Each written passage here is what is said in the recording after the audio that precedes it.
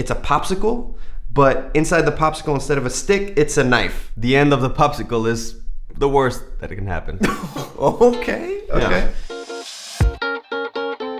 I'm here with Paul Fuentes, a graphic designer out of Mexico City who could turn inanimate objects into literally anything in the universe. It blows my mind, and I'm here to find out how he makes that magic happen on this very special episode of Just Warming Up.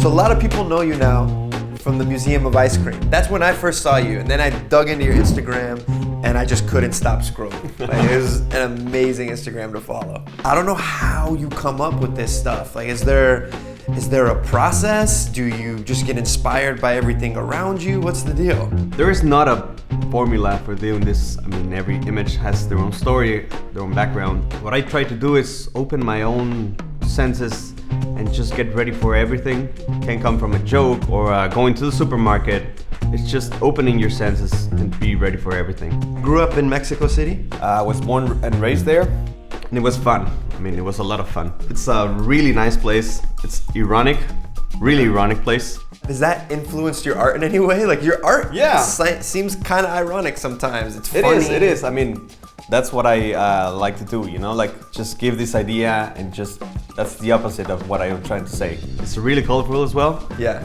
So you can see it on the houses. You can see this whole pastel colors. Yeah. So it's part of my backgrounds too. Your backgrounds are very poignant. Yeah. Very, like, there's blues, there's pinks. You're not afraid of these colors. No. What did you do before art became kind of full-time for you? I sucked at school, man. Like, I was terrible at school.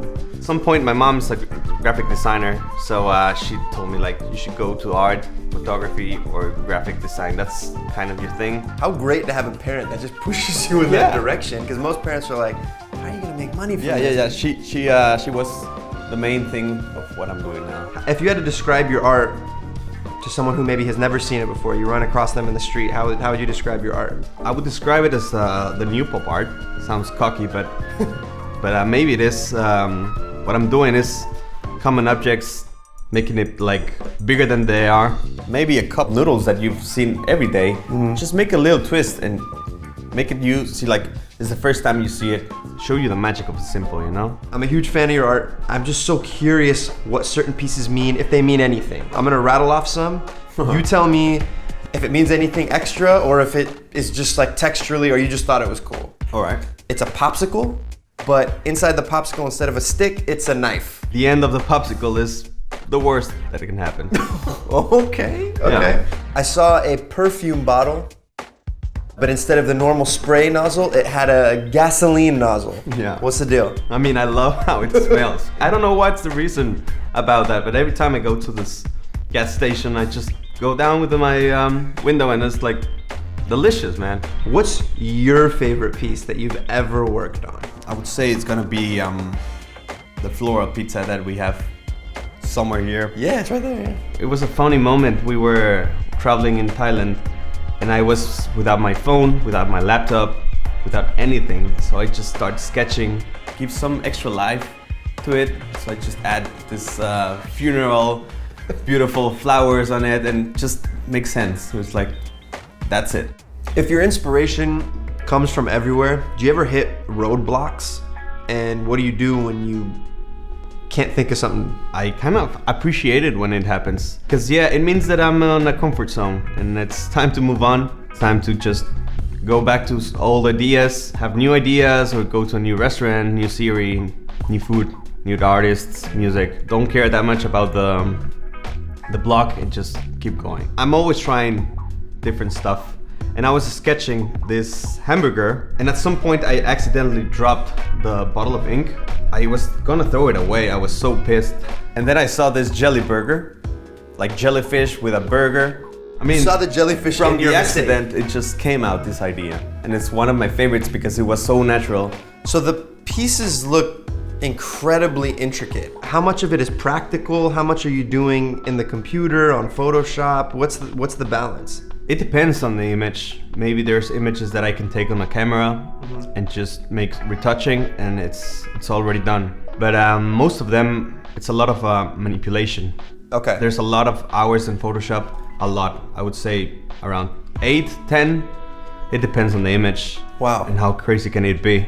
All right, so you have the Museum of Ice Cream. I'm seeing you all over Instagram. I mean, what's next? Are you working on anything crazy you want to share? Like in the next year, 2 years? Like where are you planning on going? I really would like to take my images to video. I also would like to learn to do 3D and some new ways to take photos. You've been using yarn a lot lately in your art. Do you knit? Are you inspired now by yarn? I don't knit, but I love the texture that gives the yarn. Feels like this warm, cozy feeling. So I just love it. I'm trying to do different stuff now. It's better if you can see the process in real life.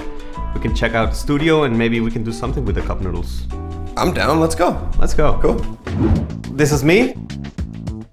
Basically what I need is just natural light and some lights, but basically that's it. What I was thinking, it was to take these noodles and create something like this, like a knitting thing. Yeah. But we need hands, and of course I thought about Ilse. I only use feminine hands, so that's why. Yeah, these manly hands aren't gonna work, huh? Yeah, that's why we brought Ilse so she can help us. You just frame it? Yeah, I mean, I always try to think on a square frame because of Instagram. Okay. Then, of course, when I'm using round objects, I try to use 2 lamps, creating like perfect triangle with me and the object. So it gives, it doesn't give shadows. Oh, so you can get rid of all the shadows practically? Yeah, if you can help me. Yeah. 2 lights coming from here as a triangle. Okay. I can put my my stand here and I think we'll be good. Cool. Okay, so we got the lights set up and then you basically create white backdrops wherever you are. Yeah. I mean, I can take photos everywhere. Just need a white background. Cool. That's it. See if I remember how to use a C-stand. Yup.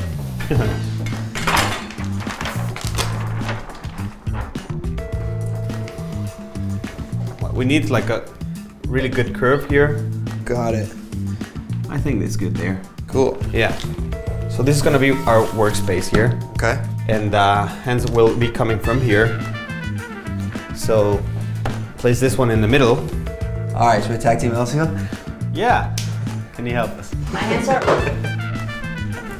I'm gonna clamp this one. I want you to take this one Yeah. and just cross it here with your 4 fingers. And then this way, put it here. Need to be more on top or? Let's see what happens. I'm gonna start to do the first shots. I'm guessing this is what a lot of people react to with your art is they see the texture of the yarn, they're gonna see the texture that they know with the noodles, and it's gonna bug them. Yeah. It's gonna really bug them. That's what the trick is. Yeah.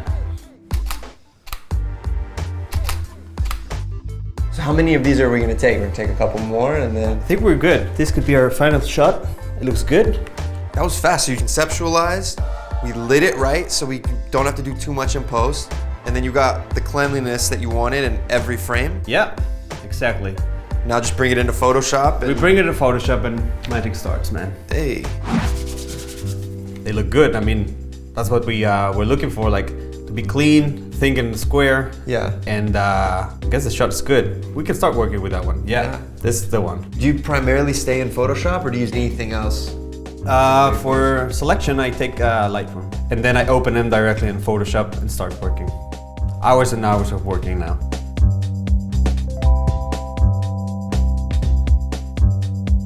So here it is. That's it. Final Wow. image, yeah.